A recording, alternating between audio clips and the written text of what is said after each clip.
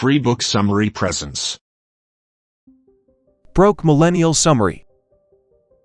One-sentence summary. Broke Millennial shows those in their 20s and 30s how to manage their finances so that they can stop scraping by and instead begin to live more confidently when it comes to money.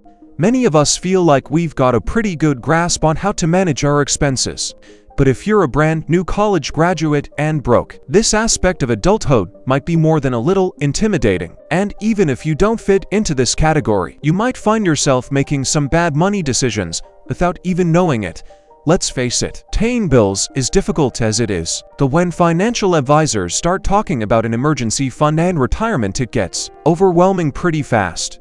How are you supposed to think ahead when you can barely get enough cash for rent?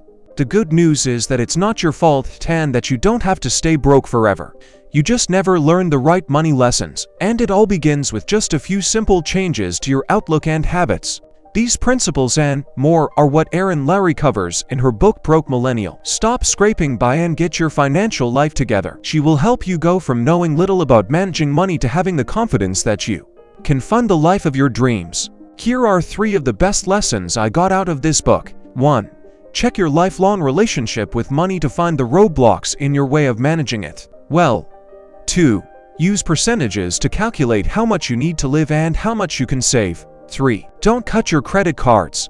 They are a valuable tool to build an important track record that you'll need to make bigger purchases. Are you ready to get your financial act together? Let's get into it and learn how. Lesson 1. You'll find the roadblocks holding you back from managing money well. When you look at your first experiences with it, you don't have to be a NASA engineer to understand how to budget. The principles of budgeting and saving are pretty simple, after all. But why is it so difficult then? We all hear the common health advice of eat less, exercise more when trying to lose weight. But putting it into practice is actually easier said than done. Your impulses tend to be difficult to resist, whether it's overeating or overspending. Stop trying to follow surface-level advice and instead focus on getting clear about why you struggle with money. To do this, you need to look at your past. It all began years ago with your very first experiences with money. You might struggle to remember financial events in your childhood, but that's right where you'll find the deeper problems that make managing cash difficult for you. Think about how your parents handled or talked about money. Did they openly discuss their earnings and spendings? Or was the subject off limits? Whatever it was, digging up those old memories will help you see what stands in your way of financial confidence. Start by journaling about the following questions. What does your first memory of money make you feel? Which ways did you get money as a kid? What purchases did you make? How did the adults around you talk about money? What financial worries do you have today? Lesson 2. Budgeting can be as simple as finding fixed costs and setting percentages for that and other categories of expenses. It might seem like your spending goes into many categories that are difficult to organize, but if you break it down, there are 3 things that your money generally goes to.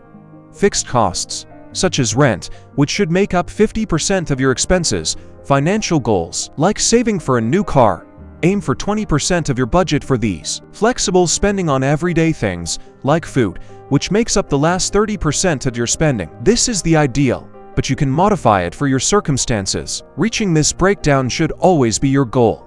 However, you'll need to readjust as you get raises, for example. Whatever way you do it, make sure that your breakdown is reasonable. Don't put 60% of your earnings toward flexible expenses. For instance, to see this in practice, let's say you live in New York and make $32,000 per year after taxes and automatic savings. That comes out to roughly $2,667 per month. Rent, utilities, and transportation together cost $1,350 a month. If you've got a monthly student loan payment of $250, that's $1,600 a month for fixed costs, or about 60%. With a little over $1,000 left, it's difficult to set 20% or $500 aside each month for savings. Instead, you try for something like $200 to start and then work your way out as you get raises. Lesson 3.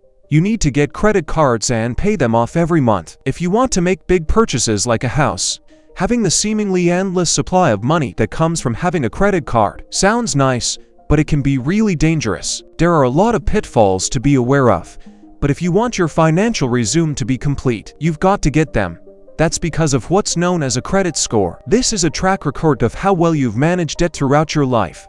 It's also what lenders go by whenever you want to borrow money for a car or house.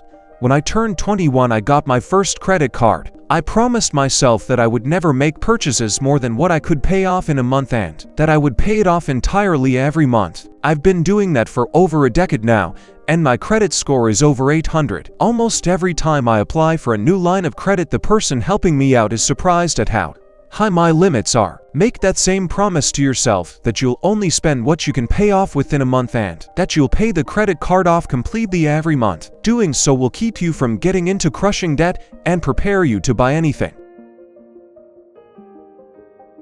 Thank you for listening to the end. You will find even more summary on the channel by subscribing to it.